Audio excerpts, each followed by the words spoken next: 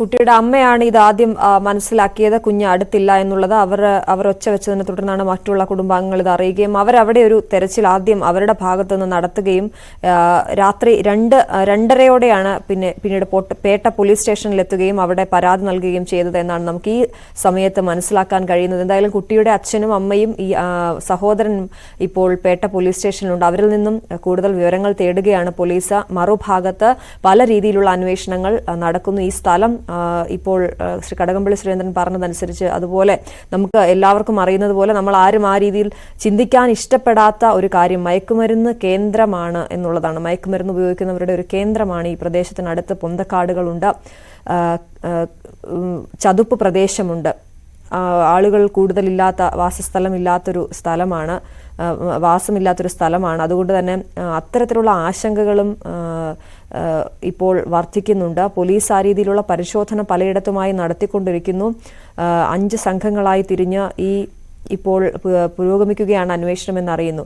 Dan തുടരുന്നുണ്ട്. Dan, ഈ സ്ഥലത്തെക്കുറിച്ചുള്ള ഒരു ആശങ്ക അത് ഈ സമയത്ത് വളരെയധികം ബാധിക്കുന്നുണ്ട്. കാരണം ഈ കുഞ്ഞ് കിടന്നുറങ്ങിയ സ്ഥലം എന്ന് പറയുന്നത് ആളൊഴിഞ്ഞ ഒരു പ്രദേശമാണ്. മറ്റൊന്ന്, ഈ ലഹരി സംഘങ്ങളുടെ ഒരു കേന്ദ്രമാണ് ഇതിന് സമീപം എന്നുള്ളത്. അത് വലിയ രീതിയിൽ പോലീസിനെ അലട്ടുന്നില്ലേ? തീർച്ചയായിട്ടും അത് വലിയ തരത്തിൽ തന്നെ പോലീസിനും വെല്ലുവിളിയാകുന്നു.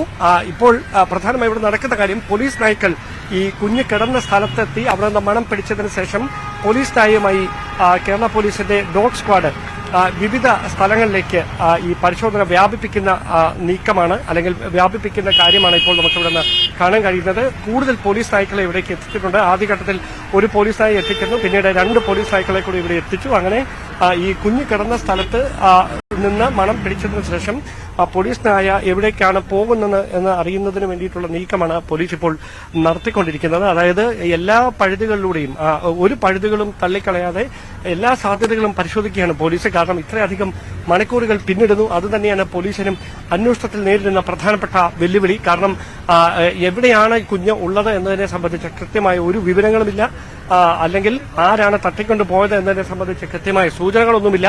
അതോടൊപ്പം ഈ കുഞ്ഞിനെ തട്ടിക്കൊണ്ടു പോയവരെ സംബന്ധിച്ച് ഈ സഹോദരൻ നൽകിയ ഒരു മൊഴി മാത്രമാണ് പോലീസിന് ആദ്യഘട്ടത്തിൽ ഉണ്ടായിരുന്നത്.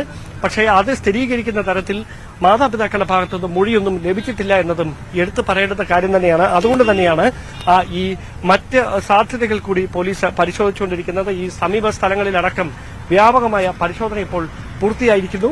ആ പരിശോധനകളൊന്നും സമീപ സ്ഥലങ്ങളിൽ നിന്നൊന്നും ഈ കുഞ്ഞിനെ കണ്ടെത്താൻ കഴിഞ്ഞിട്ടുമില്ല. അതിനുശേഷമാണ് ഇപ്പോൾ അതിർത്തി ജില്ലകളിലേക്ക് കൂടി പരിശോധനകൾ വ്യാപിപ്പിക്കുന്ന തരത്തിലേക്ക് പോലീസിന്റെ അന്വേഷണം ഇപ്പോൾ നീട്ടിയിരിക്കുന്നത്. എന്തായാലും ഇതിനോടകം നടത്തിയ ഈ 9 മണിക്കൂർ പിന്നിടുന്ന പരിശോധനകളിൽ ഈ കുഞ്ഞ് എവിടെയാണ് എന്നതിനെ സംബന്ധിച്ച കൃത്യമായ സൂചനകൾ ലഭിക്കുന്ന തരത്തിലുള്ള ഒരു വിവരങ്ങളും ലഭ്യമായിട്ടില്ല എന്നതാണ് എടുത്തു പറയേണ്ട കാര്യം. അതാണ് ഡോഗ് സ്ക്വാഡിന്റെ പരിശോധനയാണ് നമ്മളിപ്പോൾ കാണുന്നത്.